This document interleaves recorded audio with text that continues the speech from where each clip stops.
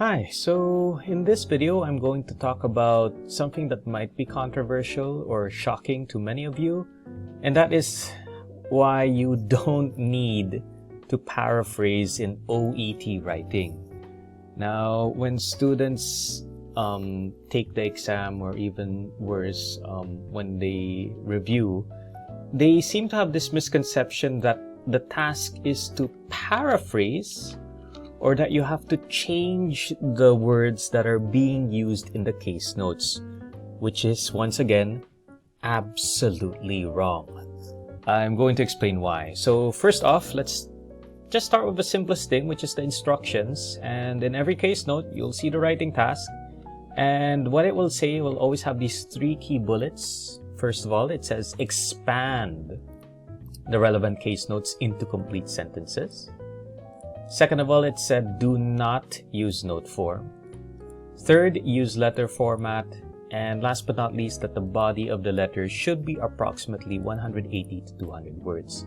Now, this sounds very simple and basic, but I think a lot of students aren't very clear with what it means to expand and how that is different from paraphrasing.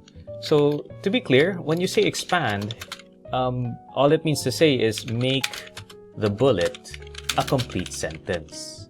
You don't really need to paraphrase it in reality. When you say paraphrase, what that means to say is that you have to use synonyms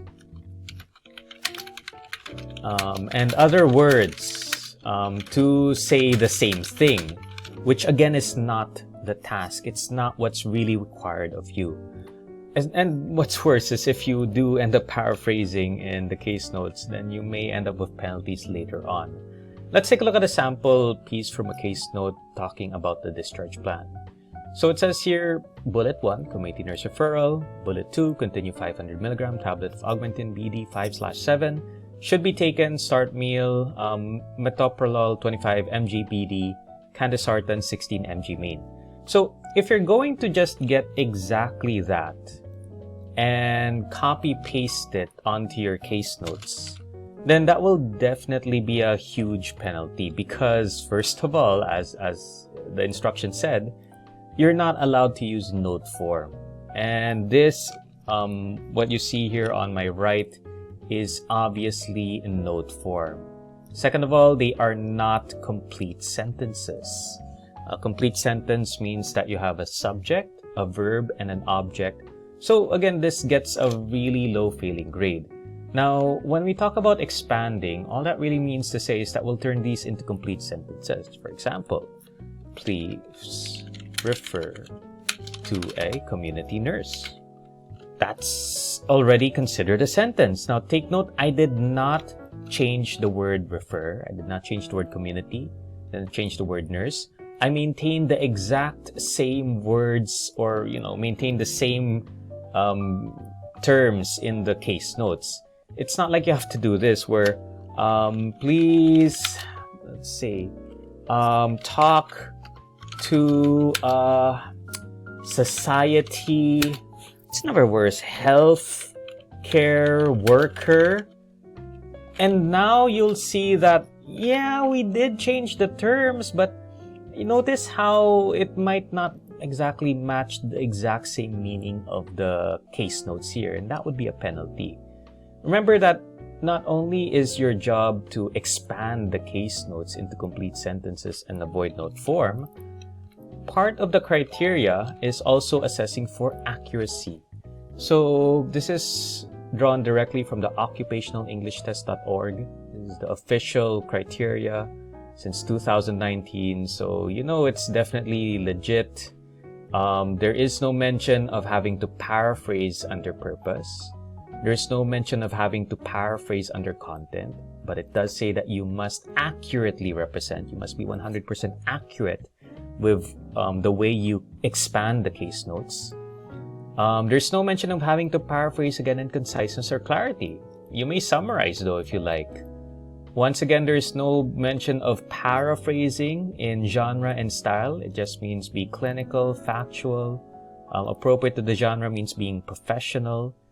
And organization makes no mention of paraphrasing as well as language. All it says here under language is that your spelling, punctuation, vocabulary, grammar, and sentence structures need to be accurate and not interfere with the meaning of the case notes. Now, you can also look at the flip side and see if there's a penalty for paraphrasing. So it's clear that we don't need to paraphrase according to the criteria, but is there a penalty if we use the exact same words? And when you look here at the very bottom, how to get a 0 in the band score equivalence, there's no mention about getting a penalty for mentioning exactly what was said in the case notes. In fact, if your paraphrase is misunderstood, if your paraphrase is unclear or obscured, you will get a penalty. Once again, under content, there's no mention that there's a penalty for copy-pasting at all. But if your paraphrase is inaccurate, then you will get a penalty for that. The same applies for conciseness and clarity. Just make sure that you summarize properly. Otherwise, the penalty is for not being successful in your summary. Next up here, inadequate understanding, miss or overuse of technical language abbrevious terms that cause strain for the reader. These are penalties indeed. So this is one thing that I will say. When it says expand, that includes all of the abbreviations and medical technical terms that aren't found in the English dictionary, such as main and BD. You have to expand those into complete words and sentences. Now, if you're not sure what these terms mean, I personally love to Google everything. So you could just click BD, medical abbreviation, press enter, and it says twice a day. So that when I expand this bullet here, I would say, please continue giving 500 milligram tablets of augmentin, and instead of BD, I'll say here twice a day. Now, when you see that 5/7, if you're not sure, once again, you could just do the Google strategy that I'm using.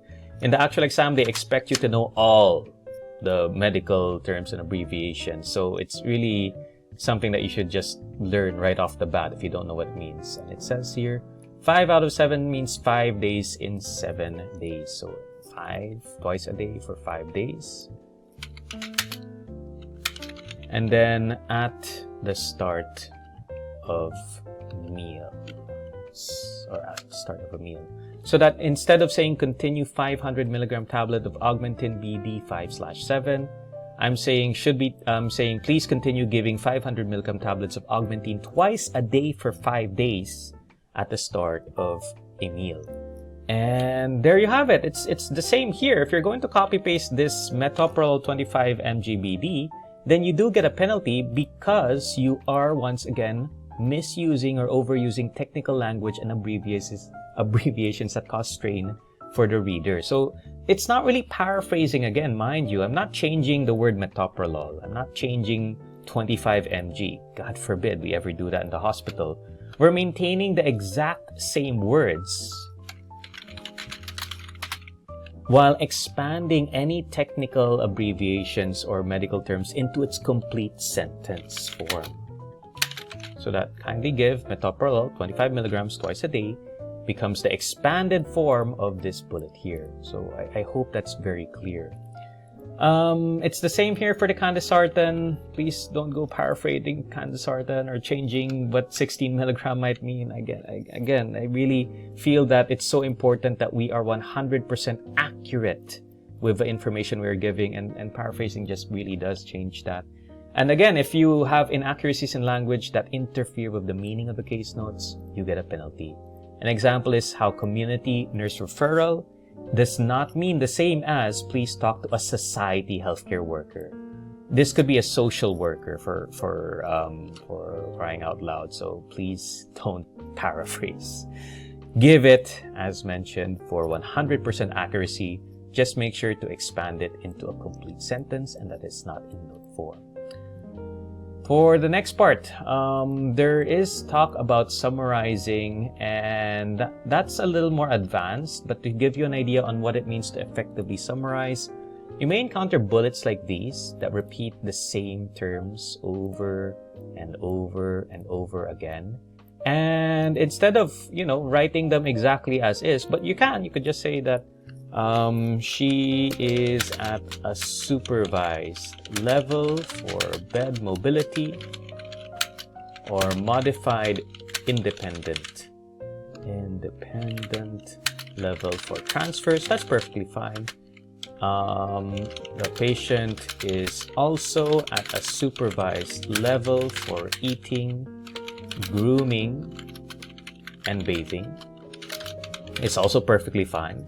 And then lastly, she is at a minimal assistance level for lower body dressing.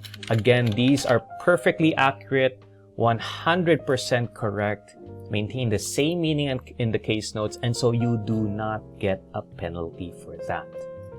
And again, summarizing actually can be optional. The only penalty is if you attempted to summarize and you were not successful. And that's why I believe that it's a high-level strategy already if you're aiming to summarize effectively.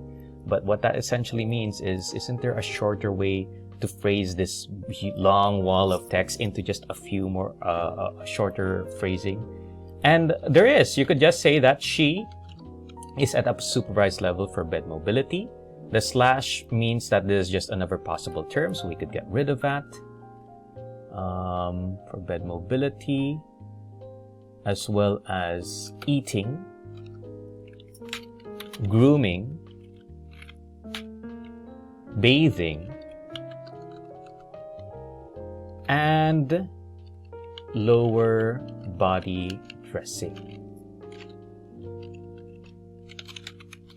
Or if you want, at a minimal assistance level for lower body dressing. So notice that I was able to summarize supervised level bed mobility, supervised level for eating, grooming, bathing, supervised level for lower body dressing, into just she is at a supervised level for bed mobility, eating, grooming, bathing, and at a minimal assistance level for lower body dressing. It's much shorter, much easier to say than all of these 3 bullets separately, but I did not paraphrase. I summarized. So keep that in mind. Plus points for summarizing, not paraphrasing again. You don't get any plus points for changing the words. But if you find an effective way to make the case notes information concise and accurate, then that is the plus point. Again, it's not about paraphrasing. It's about expanding into complete sentence, and if you want a plus point, it's really more about summarizing information effectively. So that's 2 points down, 1 more point to go, and this is the time where I would say that you do kind of need to change the words a little. And because this year I didn't really change any terms. I still have the same words: supervised level, bed mobility, eating, grooming. You don't need to change this to digesting. You don't need to change that to, let's say, shaving hair, facial hair. And notice that when you do change these terms like shaving, facial hair, is that the same as grooming, really? Or is it accurate? Does it give the same meaning? So remember, the goal is to be accurate. Also, not to paraphrase. The goal is to have the exact same meaning as the text, not change the words. I hope it's very clear what we really need to do in OET writing, and it's mainly these 2 things. But for times when you may need to change the words a little, because remember, in the OET writing criteria, it does talk about genre and style, where your writing has to be clinical, factual, professional, and you are, technically making the technical language and abbreviations appropriate, using it politely, and not just bombarding them with technical know-how. That applies here for balance a little shaky. You also have to avoid informal words, slang, or hip lingo, if that's how you like to call it. I mean, you could say that I showered the patient. That's bullet 1. I dressed the wound. That's bullet 2. But to say his balance was a little shaky, it's not clinical, it's not factual, it's not exactly the most medical description or term for a symptom. Instead, it would be more accurate to say, instead of little, slightly, and then instead of balance was slightly, he was slightly unbalanced. Would be the more clinical, factual, and appropriate term for balance a little shaky. So that's what I would do if you encounter any informal words, lingo, slang, or hip lingo. Then you may change it.